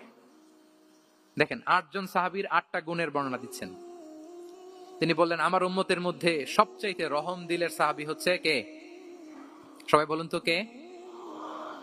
আবু বকর রাদিয়াল্লাহু তাআলা। এত রহম দিলের ছিলেন, উনি যখন আল্লাহ রাসূল সাল্লাল্লাহু আলাইহি ওয়াসাল্লামের ইন্তেকালের পরে মসজিদে নববীতে যখন নামাজে দাঁড়াতেন, কান্নার চোটে উনি কেরাতি পড়তে পারতেন না। কমপ্লেইন করতো সাহাবারা যে আমরা তো কেরাত বুঝি না, একটু স্পষ্ট করে পড়েন, কান্না একটু থামান। কেন কাঁদতেন? কারণ উনি যখন নামাজে দাঁড়াতেন ওনার ফিলিংসটা হতো এরকম যে কাইফা আকুমু মাকামা রাসূলিল্লাহ, আমি রাসূলের জায়গায় কিভাবে দাঁড়াই? এখানে তো আমার রাসূল দাঁড়িয়ে ইমামতি করেছেন, আমি নবীর জায়গায় দাঁড়িয়ে কিভাবে নামাজটা পড়াই? এই অনুভব থেকে উনি যে কাঁদতে শুরু করতেন, এই কান্নার ধাক্কায় উনি আর তেলাওয়াতই আগাতে পারতেন না। আরহামু উম্মতি বি উম্মতি আবু বকর। আমার উম্মতের মধ্যে সবচাইতে রহম দিলের হচ্ছেন আবু বকর। ও আসাদুহুম ফি আমরিল্লাহি উমর। দেখেন প্রশংসা করতেছেন। আর আমার উম্মতের মধ্যে আল্লাহর দ্বীন বাস্তবায়নে সবচাইতে কঠোর হচ্ছে উমর। মুনাফিকরা ওনাকে জমের মতো ভয় পেত, ইভেন শয়তান ভয় পেত। রাসূল সাল্লাল্লাহু আলাইহি ওয়াসাল্লাম বলেন ওমর তুমি যদি এই রাস্তা দিয়ে হাঁটো, শয়তান যদি দেখতে পায়, শয়তান এই রাস্তা রেখে দিয়ে অন্য কোনো রাস্তা থাকলে ওইটা দিয়ে হাঁটে। সুবহানাল্লাহ ওয়া বিহামদিহি। আমাদের অনেক সময় এমন হয় না যে আমাদের বাচ্চারা ছেলেমেয়েরা খেতে চায় না, আমাদের নাতি নাতনিরা খেতে চায় না, মায়েরা খাবার নিয়ে পেছনে পেছনে ঘুরে, আর তখন ভয় দেখায় এই রাত্রিবেলা তাড়াতাড়ি খাও, ওই যে বাঘ আসবে বাঘ, বিড়াল আসবে বিড়াল, তাড়াতাড়ি না খেলে কিন্তু ভূত আসবে ভূত। এরকম বলেন আপনারা? বলেন না? এই দায়িত্ব তো আপনাদের কাঁধে থাকে না তো? ওই যে আমাদের বোনরা বলতে পারবে, বোনরা খাবার নিয়ে ঠিকই রাত্রিবেলায় বাচ্চাদের পেছনে পেছনে এরকম দৌড়াতে হয়। তো কি বলতে হয় যে এই ভূত আসলো ভূত, ওই যে বিড়াল আসলো বিড়াল, কুকুর আসলো, এগুলো বললে বাচ্চারা আবার ভয় পায়, তাড়াতাড়ি করে খায়। তো মদিনাতেও মদিনার বাচ্চারা খেতে চাইতো না। তো খেতে না চাইলে মায়েরা ভূত আসতেছে ভাল্লুক আসতেছে এগুলো না বলে বলতো হা হুয়া ইয়াতি উমর, ইয়াতি উমর, তাড়াতাড়ি খাও তাড়াতাড়ি খাও, ওই যে ওমর আসতেছে ওমর। সুবহানাল্লাহ ওয়া বিহামদিহি। ওয়া আশাদুহুম ফি আমরিল্লাহি উমর। আল্লাহর দ্বীন বাস্তবায়নে সবচেয়ে কঠোর ছিলেন ওমর রাদিয়াল্লাহু তাআলা আনহু। ওয়া আসদাকুহুম হায়াআন উসমান। সবচেয়ে লাজুক সাহাবী ছিলেন উসমান রাদিয়াল্লাহু তাআলা। শুধু অর্থ বলে যাই। ওয়া আকরাউহুম লিকিতাবিল্লাহি উবাই ইবনে কাব, সবচেয়ে কোরআনের ভালো কিরাত পড়তে পারতেন উবাই ইবনে কাব। আফরাদুহুম যায়েদ ইবনে সাবিত, উত্তরাধিকার বন্টনের নীতিমালা ফরায়েজের জ্ঞান ছিল যায়েদ ইবনে সাবিত রাদিয়াল্লাহু তাআলা। ওয়া আ'লামুহুম বিল হালালি ওয়াল হারামি মুআদ ইবনে জাবাল, এই উম্মতের হালাল হারামের স্পেশালিস্ট সাহাবী হচ্ছেন মুআদ ইবনে জাবাল। আলা ওয়া ইন্না লিকুল্লি উম্মাতিন আমিনান ওয়া আমিনা হাযিহিল উম্মাহ আবু উবাইদা ইবনুল জাররাহ, সব উম্মতের একজন বিশ্বস্ত লোক থাকে, এই উম্মতের সবচাইতে বিশ্বস্ত লোক হচ্ছে আবু উবাইদা ইবনুল জাররাহ। দেখেন 8 জন সাহাবীর 8টা গুণের কথা বললেন। আচ্ছা, রাসূল সাল্লাল্লাহু আলাইহি ওয়াসাল্লাম যখন সাহাবীদের প্রশংসা করেছেন, ওই সাহাবীদের কেমন লেগেছে বলেন তো? ফিলিংসটা ভালো লেগেছে না? হৃদয়ে জুড়িয়েছে, ইন্সপায়ার্ড হয়েছেন, মোটিভেটেড হয়েছেন, আরো ভালোর প্রতিযোগিতা কি করে করা যায় আরো অগ্রগামী হয়েছেন, ঠিক কিনা বলেন? তাহলে ভালো দেখলে প্রশংসা করবেন তো, নাকি এপ্রিশিয়েট করবেন? সাহাবীদের মধ্যে সবচাইতে সুরেলা গলার কণ্ঠের অধিকারী ছিলেন আবু মুসা আল-আশআরী রাদিয়াল্লাহু তাআলা। তো রাসূল সাল্লাল্লাহু আলাইহি ওয়াসাল্লাম একবার রাত্রিবেলা তার বাসার পাশ দিয়ে যাচ্ছিলেন, দীর্ঘ সময় ওনার কণ্ঠের তেলাওয়াত শুনলেন। পরের দিন সকালে বললেন যে, আবু মুসা, তুমি তো চমৎকার গলায় তেলাওয়াত করো। আবু মুসা বলে, ইয়া রাসূলুল্লাহ, আমি তো কোনোদিন আপনার সামনে দাঁড়িয়ে তেলাওয়াত করি না, আপনি কি করে জানলেন? রাসূল সাল্লাল্লাহু আলাইহি ওয়াসাল্লাম বললেন, গত রাতে তুমি যখন তেলাওয়াত করছিলে, আমি তোমার ঘরের পাশ দিয়ে যাচ্ছিলাম, আমি মনোযোগ দিয়ে শুনেছি। আবু মুসা বলে, ইয়া রাসূলুল্লাহ, আপনি আমার তেলাওয়াত শুনতেছেন, ওইটা জানলে তো আমি ফজর পর্যন্ত তেলাওয়াত চালিয়ে যেতাম, হাত্তাল ফাজর আমি তেলাওয়াত চালিয়ে যেতাম ইয়া রাসূলুল্লাহ। আল্লাহ রাসূল সাল্লাল্লাহু আলাইহি ওয়াসাল্লাম তখন বললেন, লাকাদ উতিতা মিজমারান মিন মাজামিরি আলি দাউদ, হে আবু মুসা, দাউদ আলাইহিস সালামের গলায় আল্লাহ তাআলা যেমনি সুরের ঝংকার দিয়েছেন, এই উম্মতের মধ্যে তোমার গলায় আল্লাহ সেই সুরের লহরী ঢেলে দিয়েছে। বলেন, এই এপ্রিসিয়েশন যখন রাসূলের মুখ থেকে পাইলো কেমন লাগবে ওনার? বলেন। এখানে ধরেন আপনি কেউ হাফেজে কোরআন, শাইখ সুদাইস যদি বলে যে মাশাআল্লাহ মাশাআল্লাহ আনতা কারিউল কুররা, আপনাকে যদি এটা বলে কেমন লাগবে আপনার? হ্যাঁ, সারা দুনিয়া তো এটা বলে বেড়াবেন যে শাইখ সুদাইস আমার রেসিটেশনের প্রশংসা করেছে, খাবার ইমাম আমার প্রশংসা এপ্রিসিয়েট করেছে। আর স্বয়ং রাসূলুল্লাহ সাল্লাল্লাহু আলাইহি ওয়াসাল্লাম যখন বলে তোমার গলায় আল্লাহ সুরের ঝংকার ঢেলে দিয়েছে, তখন ওনার কেমন লেগেছে? এজন্য আপনার ছেলে মেয়ে, স্ত্রী, বন্ধু, আপনার সার্কেলের কেউ কোনো ভালো কাজ করলে কৃপণতা করবেন না, এপ্রিসিয়েট করুন। রাসূল সাল্লাল্লাহু আলাইহি ওয়াসাল্লাম এপ্রিসিয়েশন আমাদেরকে শিখিয়েছেন। ইভেন মুখাইরেক নামে এক ইহুদি ছিল, মদিনার সব ইহুদিরা বিট্রে করেছে, কিন্তু এই মুখাইরেক নামে এক ইহুদি উহুদের যুদ্ধে মুসলিমদের পক্ষে লড়াই করে নিহত হয়েছে। সে তার কথা রেখেছে। মুসলিম সাহাবীদের শহীদদের লাশের সাথে যখন এই ইহুদি তার লাশও আনা হলো, রাসূল সাল্লাল্লাহু আলাইহি ওয়াসাল্লাম তার দিকে তাকায় বললেন, মুখাইরিক খায়রু ইয়াহুদ, মুখাইরিক is the best among Jewish. তিনি বললেন, মুখাইরিক, এই পৃথিবীতে যত ইহুদি আছে এখানকার ইহুদিদের মধ্যে মুখাইরিক হচ্ছে সবচেয়ে শ্রেষ্ঠ ইহুদি। দেখেন, মুখাইরিক কোন ধর্মের ছিলেন? মুসলিম নাকি? কোন ধর্মের? ইহুদি হওয়ার পরেও তাকে এপ্রিসিয়েশন করতে রাসূল সাল্লাল্লাহু আলাইহি ওয়াসাল্লাম ভুলেন নাই। তাহলে আমরা যেন এপ্রিসিয়েটিভ মাইন্ডসেটের অধিকারী হই। কটা গেল? 10 নম্বরে হচ্ছে ফ্লেক্সিবল। 10 নম্বরে কি? ফ্লেক্সিবল, মানে কোন বিষয়ে খুব অনড় হয়ে থাকা, এটা রাসূল সাল্লাল্লাহু আলাইহি ওয়াসাল্লাম ছিলেন না, ফ্লেক্সিবল ছিলেন। আমরা অনেক সময় বলি না যে ভাই আপনি কি 9টায় আসতে পারবেন না 10টায়? বলে আমি ফ্লেক্সিবল উইথ দিস, মানে যেটা বলবেন আমার সমস্যা, এরকম ইজি গোয়িং ছিলেন উনি, গো ধরে থাকতেন না, যে কোনো পরিস্থিতিকে সামলে নিতেন। ফ্লেক্সিবল হচ্ছে যে কোনো পরিবেশ পরিস্থিতির সাথে নিজেকে মানিয়ে নেওয়া, খাপ খাওয়া, নিজেকে সামলে নেওয়া, সলিউশন বের করে ফেলা, এটা রাসূল সাল্লাল্লাহু আলাইহি ওয়াসাল্লামের ছিল, এটাকে বলে ফ্লেক্সিবল মাইন্ডসেট। নাজরানের 60 জন খ্রিস্টান পাদ্রী এসেছিল মদিনায় দেখা করতে। কোন ধর্মের? খ্রিস্টান। সবাই আওয়াজ করে বলুন, কোন ধর্মের? খ্রিস্টান।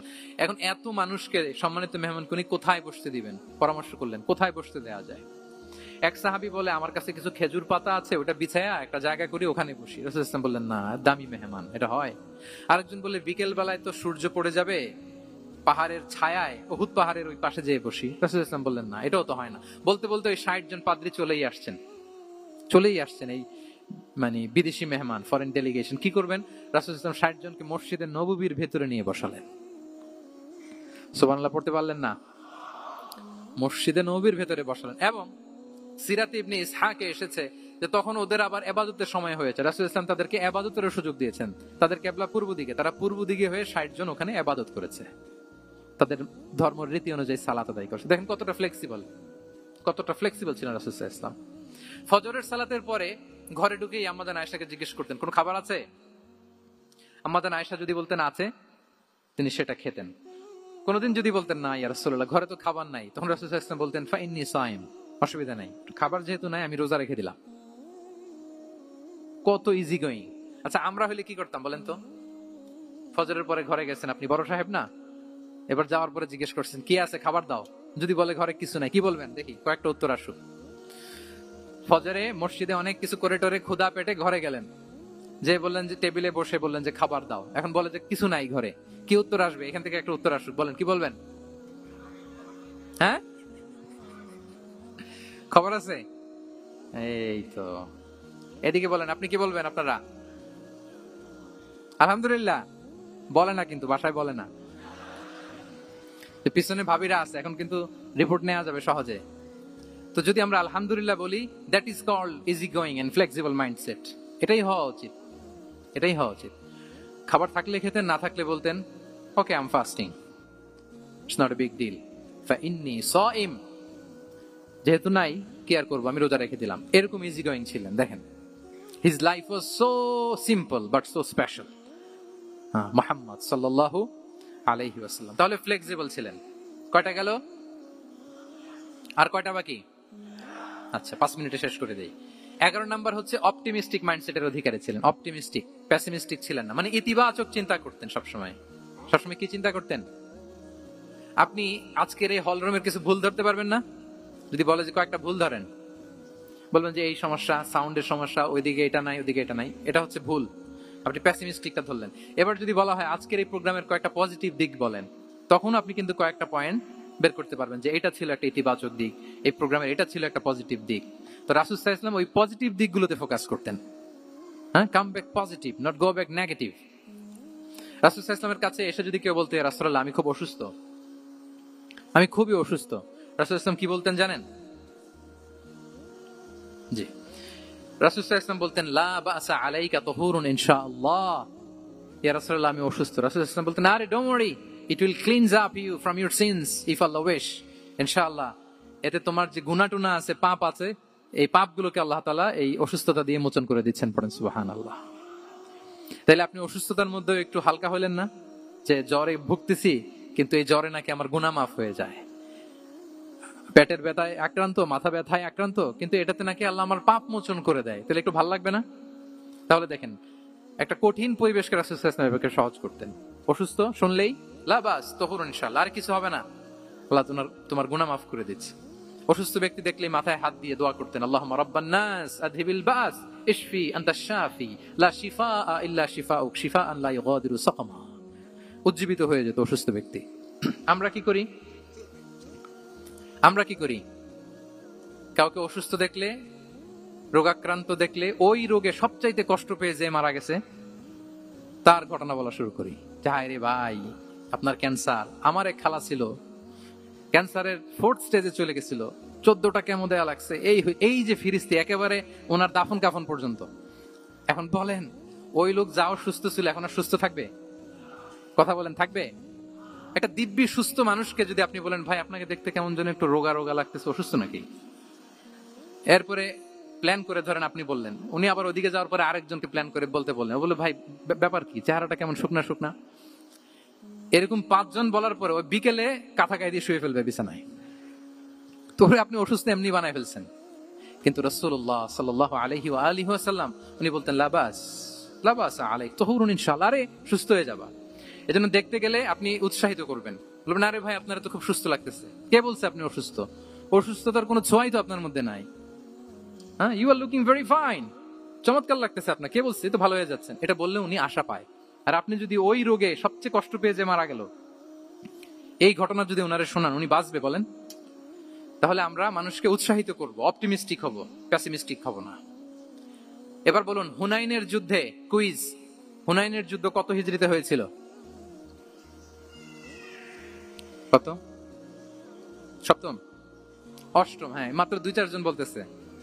আমাদের ওই যে হাসানা ফাউন্ডেশনের একটা সিরা অলিম্পিয়াড চলতেছে, এটাতে অংশগ্রহণ করতে হবে আপনাদের।